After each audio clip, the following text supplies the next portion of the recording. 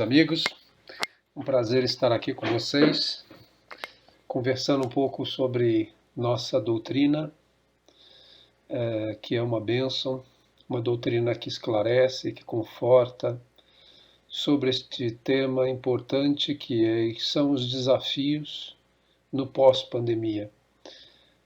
Desafios não diferentes daqueles que nós já vivenciávamos, mas que foram agravados com a chegada da pandemia, com os desafios da vida em família, com os desafios da convivência, mas como nada na natureza, como nada na criação, como nada que nos é enviado pelo Criador, ou é sem propósito, passar pela pandemia nos trouxe também a oportunidade de refletir, de pensar, de nos enclausurar, de mantermos nosso momento de pensamento, de estarmos reclusos, assim como a larva que entra em seu casulo e se transforma numa linda borboleta. Nós tivemos a oportunidade de repensar muitas das nossas situações cotidianas. Antes de entrar no tópico propriamente dito, eu queria discutir alguns dados com vocês. Suicídio. Segundo a Organização Mundial de Saúde, a OMS, no mundo, no ano de 2020, ocorreram 1 milhão de óbitos por suicídio. 1 milhão de seres humanos perderam a vida no planeta através do suicídio. As estatísticas demonstram que a cada 10 tentativas, uma chega a êxito. O que quer dizer que 10 milhões de seres humanos tentaram suicídio no ano de 2020. 1 milhão conseguiram. Só para que a gente tenha parâmetros para comparar, segundo os estudos da Universidade de Brown, até o ano de 2021, a guerra do Afeganistão ceifou 174 mil vidas. A tão famosa guerra que as TVs transmitiram na intensidade levou 174 mil seres humanos. A Guerra do Vietnã, que durou aproximadamente 20 anos, na pior das estatísticas, demonstra que 3.800.000 pessoas perderam suas vidas. Há estudos sobre isso, né? Desde os mais conservadores, os menos críticos, que falam em 1 milhão de mortos, até aqueles que tratam de maneira mais crítica o número de mortos nessa barbárie que foi a Guerra do Vietnã. Porém, em 20 anos, a pior estatística mostra 3.800.000 vidas ceifadas entre civis e militares que participaram do conflito armado no Vietnã durante 20 anos, e por ano 1 milhão de pessoas morrem através do suicídio. A cada 40 segundos, uma pessoa perde a vida através do suicídio. 80% destes são homens, aqueles que a sociedade impõe que devem ser seres fortes, que devem ser seres que não choram, né? Como antigamente a sociedade impunha. 80% dos casos de suicídio estão registrados em homens. No Brasil, segundo o Ministério da Saúde, 32 óbitos por dia através do suicídio. O Brasil é o 6º país no mundo com o maior índice de mortes através do suicídio. Isso se nós descontarmos os casos que não são relatados, uma vez que por problemas religiosos Várias religiões consideram que aqueles que ceifaram suas vidas através do suicídio, não encontrarão o paraíso eterno prometido. Como consequência, vários casos de suicídio são registrados através de óbitos em outras causas. Ou seja, é algo que nós deveríamos pensar, refletir, discutir e principalmente pensar que o potencial suicida pode estar dentro do nosso lar, pode estar dentro da nossa casa, pode ser o nosso próximo, mais próximo.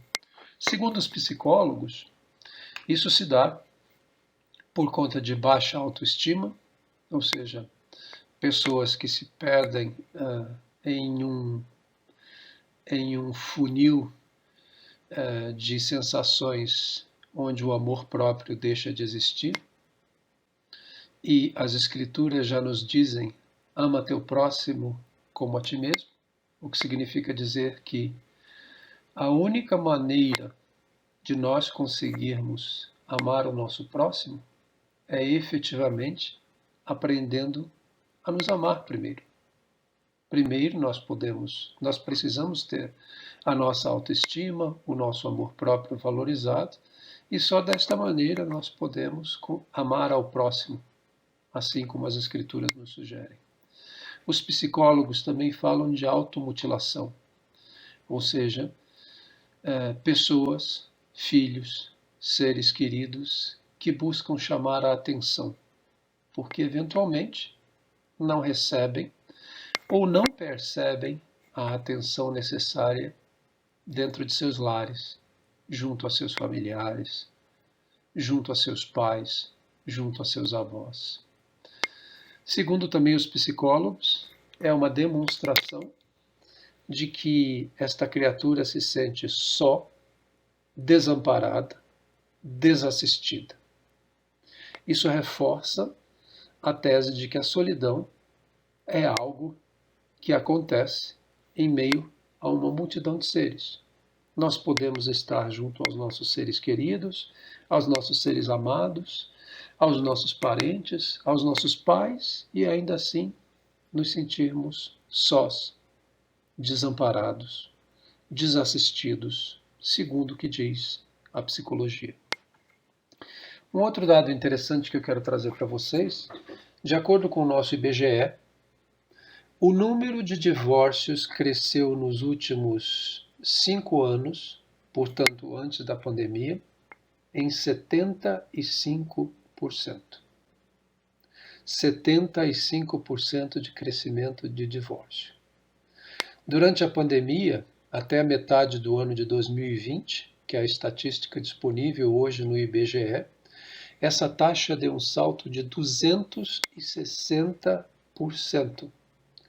Eu vou repetir, 260% de crescimento no número de divórcios durante a metade de 2020. Esses dados nos demonstram coisas muito sensíveis, muito preocupantes, e que nós que temos o benefício de estarmos amparados por essa doutrina, deveríamos ter a atenção necessária para com aqueles que são os nossos próximos mais próximos, porque se nós conseguirmos sair dessa existência resolvidos com o nosso próximo mais próximo, já teremos dado um grande passo na missão, na prova e na expiação, já que não somos espíritos missionários, que viemos passar no nosso projeto de encarnação atual. O que os psicólogos sugerem? Conversem sobre novos assuntos, conversem sobre todos os assuntos. Discutam com aqueles que estão a seu lado o trabalho, os filhos, as tarefas da casa. É cansativo, essas conversas se tornam repetitivas, mas somente através do amor, do cuidado, do carinho, nós conseguiremos abrir horizontes, nós conseguiremos traçar caminhos que nos permitam ter uma vida familiar mais acertada, mais equilibrada. Cultivem o autocuidado. É também uma sugestão, da psicologia. Autocuidado. O que é isso? O cuidado ao nosso próximo, o cuidado ao nosso cônjuge, o cuidado aos nossos filhos, o cuidado àquilo que nós deixamos entrar dentro das nossas casas. Que tipo de TV eu estou assistindo junto com os meus filhos? Que tipo de conteúdo meus filhos estão recebendo ao entregarmos para eles uma chupeta eletrônica? No passado, né? Quando as crianças choravam, faziam manha, se jogavam no chão, de alguma maneira nós tentávamos acariciá-las, abraçá-las, né? Aqueles mais antigos, como eu, eventualmente recebiam uma sandália havaiana voadora, né? Que era muito habilmente projetada por nossas mães e não atingia o alvo com frequência, e quando atingia parecia mais um carinho do que efetivamente uma punição. Mas havia um pouco mais de respeito, de interação, de entendimento de que o papel dos pais era efetivamente o papel de serem pais. Antes de sermos amigos dos nossos filhos, nós precisamos ser pais dos nossos filhos. Nós somos instrutores dos nossos filhos, dos nossos netos. Essa foi a missão que nós recebemos da espiritualidade, ao combinarmos em nossos processos encarnatórios trabalhos de assistência para que nos auxiliássemos mutuamente a nos melhorarmos. E, eventualmente, pela bênção do esquecimento, ao chegarmos no plano terrestre, nós nos esquecemos dos compromissos assumidos. E hoje, com a modernidade, entregamos a chupeta eletrônica para que a criança se acalme. Os médicos, os pediatras, são unânimes em dizer que crianças até 2 anos de idade podem ser profundamente afetadas se tiverem uma exposição excessiva a telas de iPads, de computador, de celulares. Basta conversar com o seu pediatra e você vai ouvir teorias a respeito disso. Outra sugestão dada pelos psicólogos: saiam da rotina, literalmente. Como nós podemos sair da rotina dentro de casa? Elevando o conteúdo daquilo que nós perdemos através dos tempos. Através dos tempos, e eu me lembro, quando nós tínhamos falta de energia, a avó, a mãe sentavam, nós nos sentávamos em torno dela e histórias eram contadas. Valores eram passados. Valores de família, histórias de nossos avós, histórias dos nossos ancestrais, como eles cresciam, como eles trabalhavam, como eles viviam, que brinquedo eles tinham na época em que eram crianças, que brinquedos nossos avós tinham, como eles trabalhavam, como era a vida naquela época, aquilo que nossos pais faziam, como se conheceram, o cabedal de informações que todos nós temos na história e nos valores de nossa família é infinito.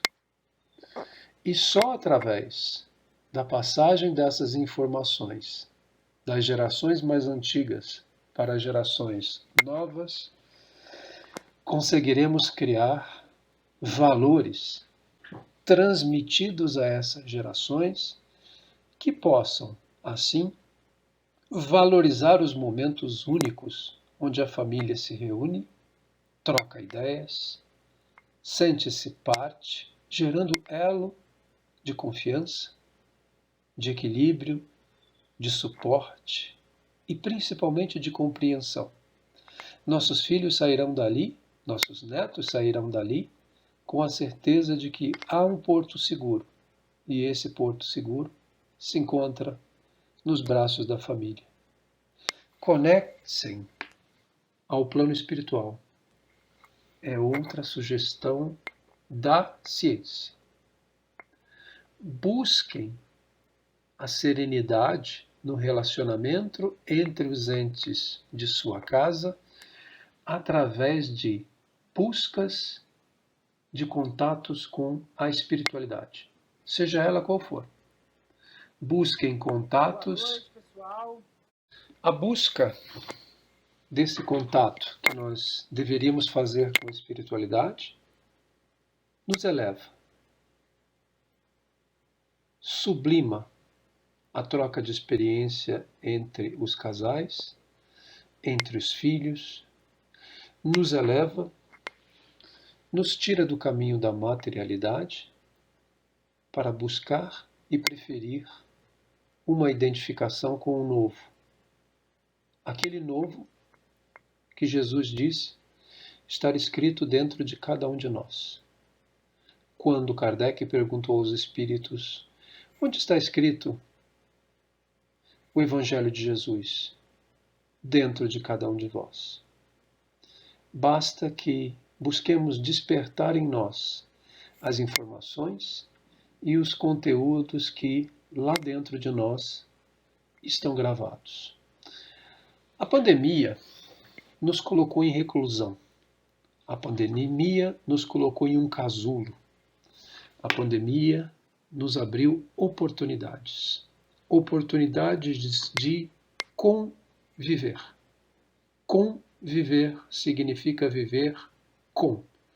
A oportunidade de reaprendermos a estarmos juntos sem a interferência de terceiros, de uma avalanche de informações negativas, a oportunidade de uma faxina mental, de uma faxina espiritual, de uma faxina que nos pudesse levar a ter conteúdos mais adequados para um momento extremamente difícil, onde necessitássemos estar com nossos atos, nossos laços mais atados, mais unidos. A pandemia nos permitiu praticar o ouvir. O Criador nos deu 2 orelhas e uma boca. Ele quis nos dizer algo nessa proporção. O ideal seria que nós ouvíssemos 2 vezes mais do que falamos. Mas, até mesmo no mundo corporativo, não se encontra curso de ouvitória. Nós encontramos apenas cursos que nos ensinam a falar, a colocar nossas ideias. Pouquíssimas são as instituições que nos ensinam a ouvir. E há pessoas que simplesmente querem ser ouvidas. Elas não precisam de opiniões. Elas precisam de suporte, de uma muleta psicológica, de uma muleta emocional. A pandemia nos revelou uma outra possibilidade, a possibilidade de aprendermos a esperar. Que dificuldade nós temos nesse mundo líquido de hoje em dia, onde tudo é imediato, tudo está no Google, tudo está na internet, toda a informação é no segundo. Que dificuldade nós temos em esperar? Que dificuldade nossas crianças têm em esperar? Em poder aguardar para que as coisas aconteçam em um momento futuro. A pandemia ainda nos permitiu aceitar o inevitável. Nós precisávamos mudar nossa forma de ver o mundo. Nós precisávamos mudar nossa forma de interagir com o próximo. Nós precisávamos mudar a nossa forma de atuar junto àqueles que habitam nosso mesmo teto. E as estatísticas que eu citei anteriormente relacionadas aos divórcios de casais, às separações que aconteceram durante esse período, aos suicídios, demonstram claramente que nós precisamos trabalhar muito no sentido de evoluir a nossa capacidade de aceitar. A pandemia nos permitiu ainda amparar aqueles que sofreram mais com o isolamento, os idosos, aqueles que dentro da nossa casa perderam seus empregos, perderam sua vida, perderam seus entes queridos. Ou seja, em uma só prova, a espiritualidade nos fez perceber a necessidade de conviver, a necessidade de ouvir, a necessidade de esperar, a necessidade de aceitar, a necessidade de amparar. E valores foram alterados. Muitos de nós olhávamos o advento e a tecnologia da internet como entretenimento virtual. Coisas que só serviam para que as crianças, os jovens, perdessem seu tempo olhando uma tela, sem que nada de proveitoso pudessem tirar daquilo.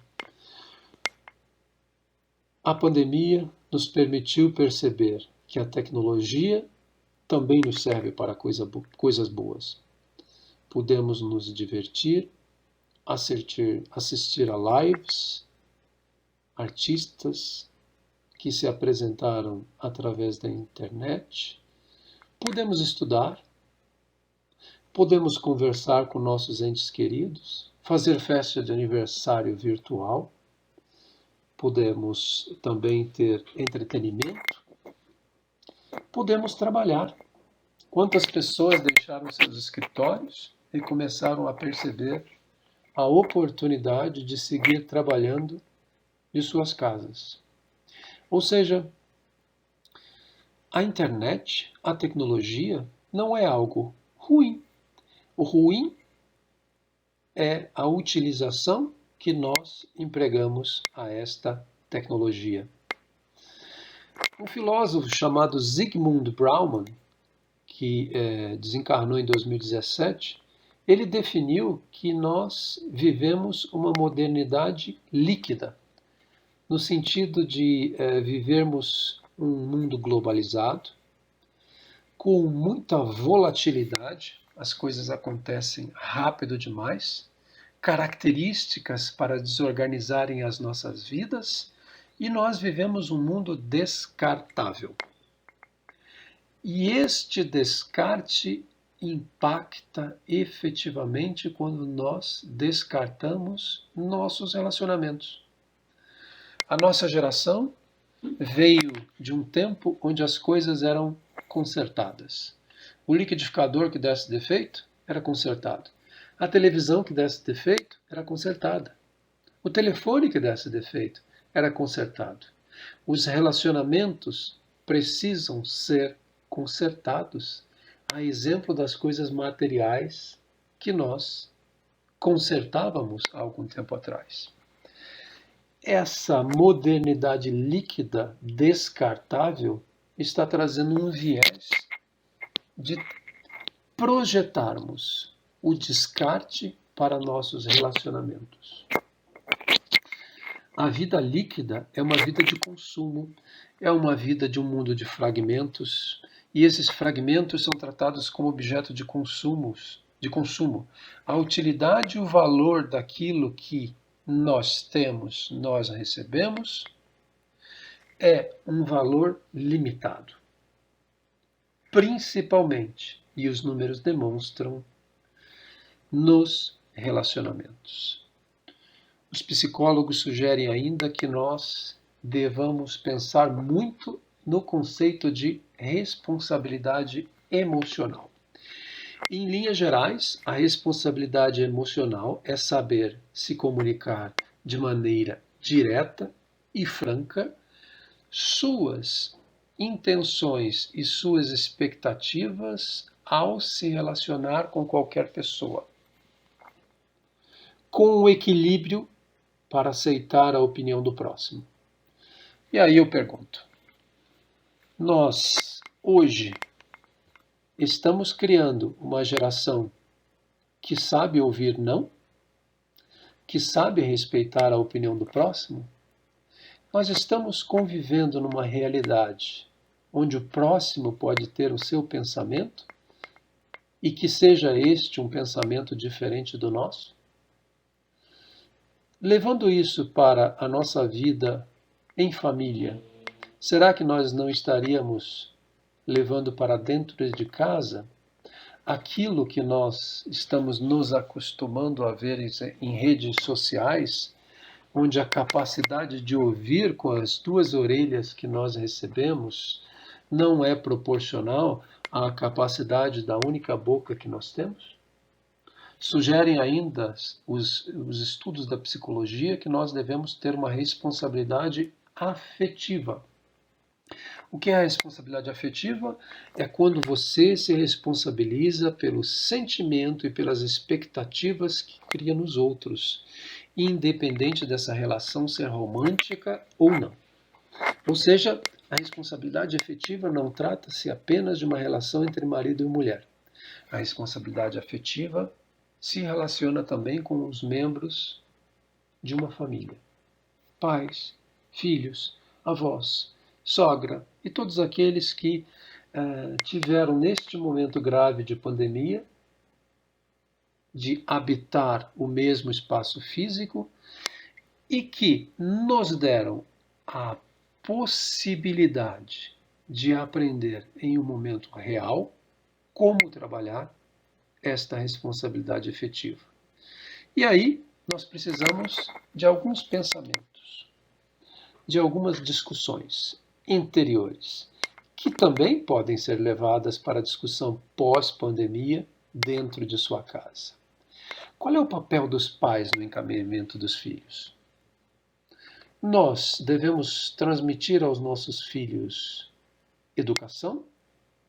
Ou devemos transferir essa responsabilidade para as escolas, que, na teoria, nasceram para passar aos nossos filhos informação e não educação? Será que nós não estaríamos transferindo para a escola a responsabilidade de educar os nossos filhos?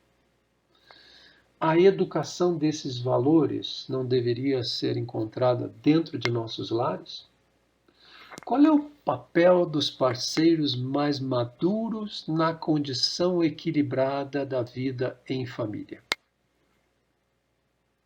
Será que o nosso papel é efetivamente de sermos agentes de pôr em prática a prova da paciência em nossos cônjuges?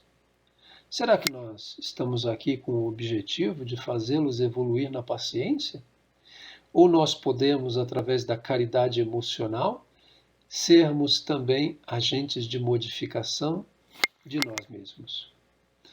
Qual é o papel da doutrina? Qual é o papel do Evangelho no lar para nos conduzir a equilíbrio com os desafios domésticos? Há aqueles que digam que a pandemia nos trouxe anos de perdas.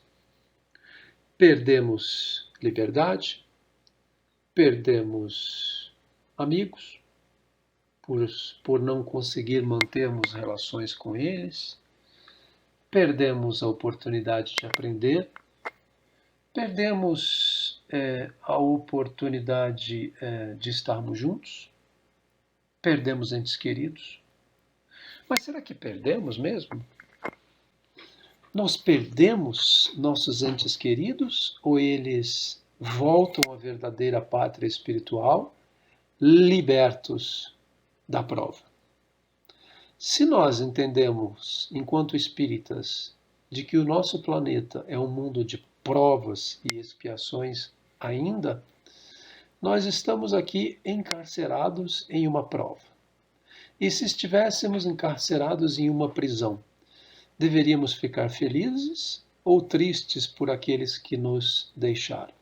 É óbvio que o nosso sentimento de tristeza, de distanciamento, ainda que temporário, deve existir.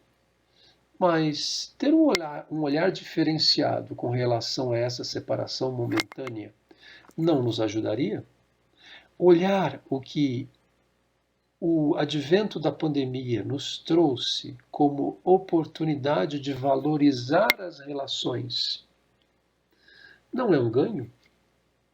Quantos de nós íamos aos famosos almoços nas casas de nossos parentes, nossos familiares, e, ao chegarmos lá, ficávamos na internet?